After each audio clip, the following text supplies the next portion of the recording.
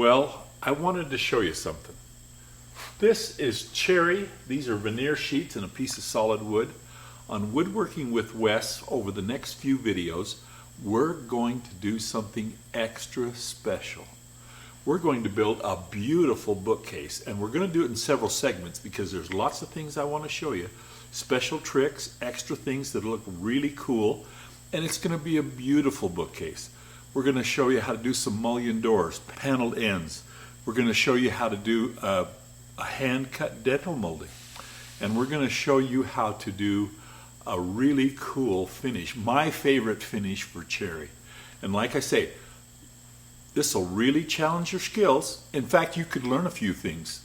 This is going to be a neat project. Now I want you to pay attention and watch all these videos as you put them together, because when you get done, you could build a bookcase just like this out of material that starts just like this. Follow us through. It'll be amazing.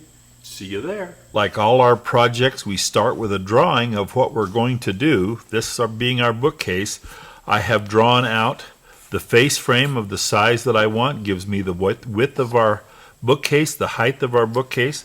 I did a little detailed drawing on the mullion door so that I know how to put together my pieces there. The first thing we're going to do though is we're going to go to the table saw and we're going to cut up our sheet into our box, because like everything, box is first.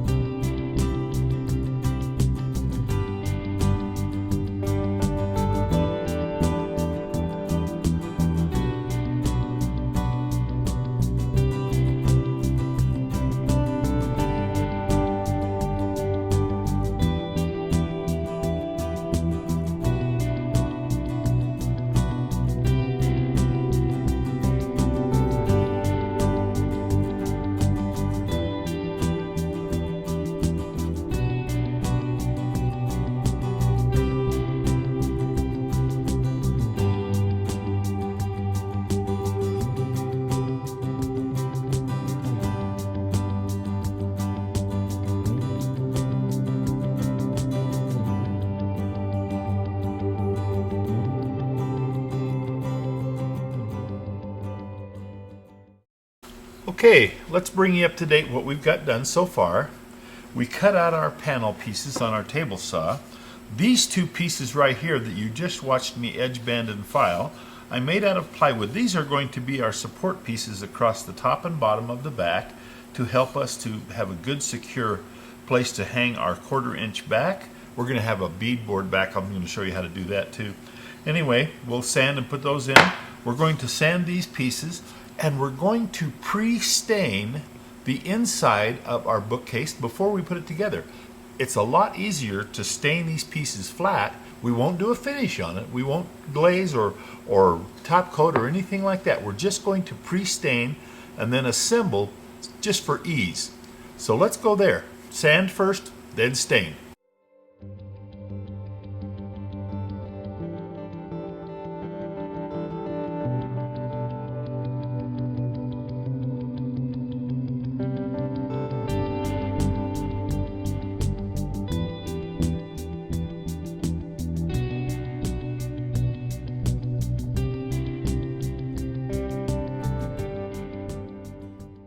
Okay, we have our interior pieces sanded.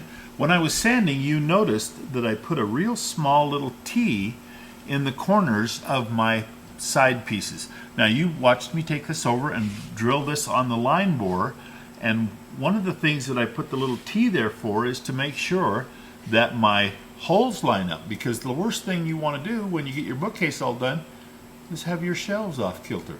So by putting a T in the corner, I keep my tops and tops lined up.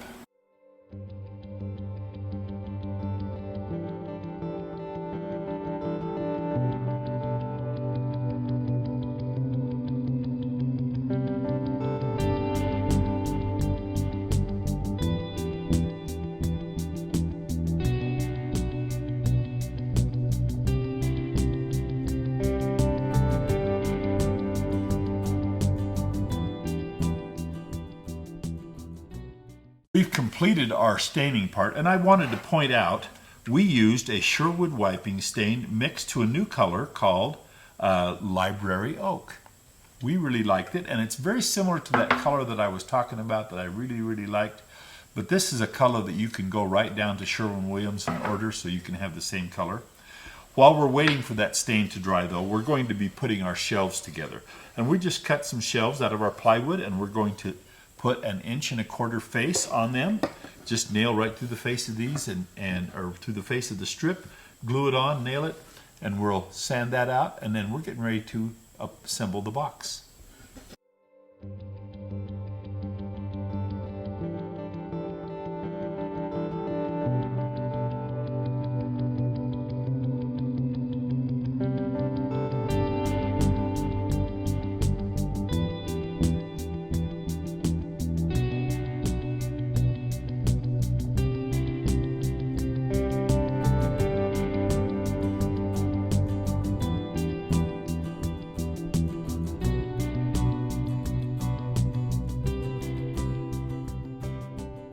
Our stain has had a chance to dry. We're getting ready to assemble our box of our bookcase right now.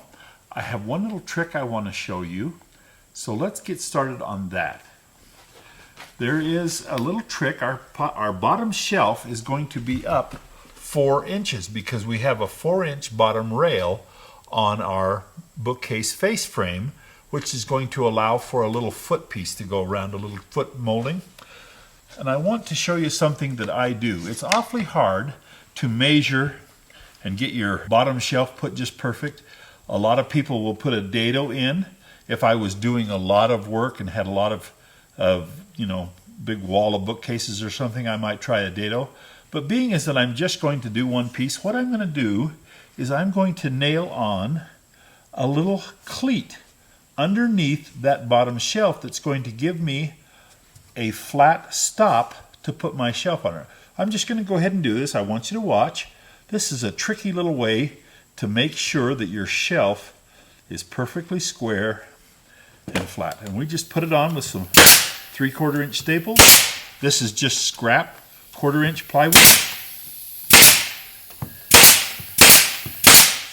We're just going to put it on like that. Same on the other side. I put it up close to the front, make sure that I'm flush with the bottom and the face of my cabinet.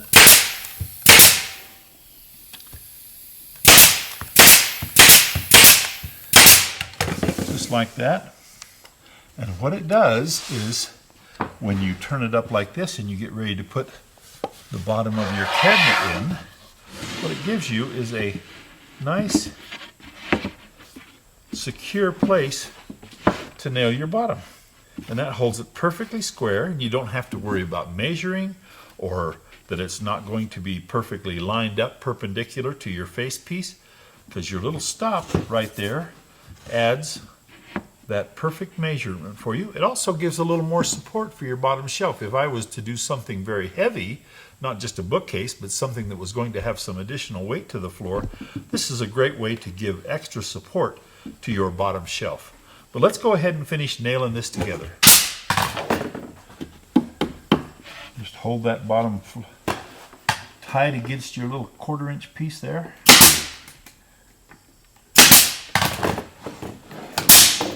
Again, we use 1¼ 18 or 1½ 18 gauge nails to secure it. Let's come around that side so you can see what I was doing.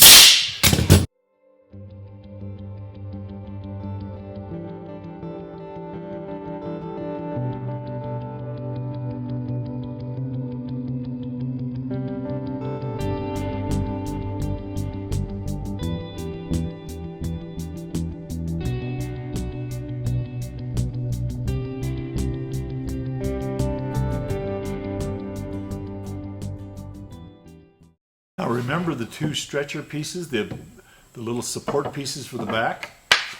We're going to go ahead and roll our bookcase over. We now have the face side of it down. And our little support pieces fit in just like that. And we're going to nail those in with our 18 gauge rad nailer.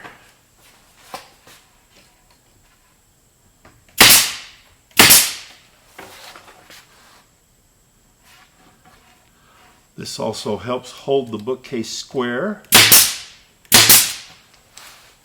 and just gives extra support for the construction of your bookcase. It also makes, when you nail your back on, gives you a nice place to nail your back on, makes your back nice and secure. And when you're putting books into a bookcase, you don't want to put your books into the bookcase and have your back not be secure. That wouldn't be any fun. So this is just a way to make sure all your hard work makes a great piece of furniture. I love building furniture. It's my favorite thing to do.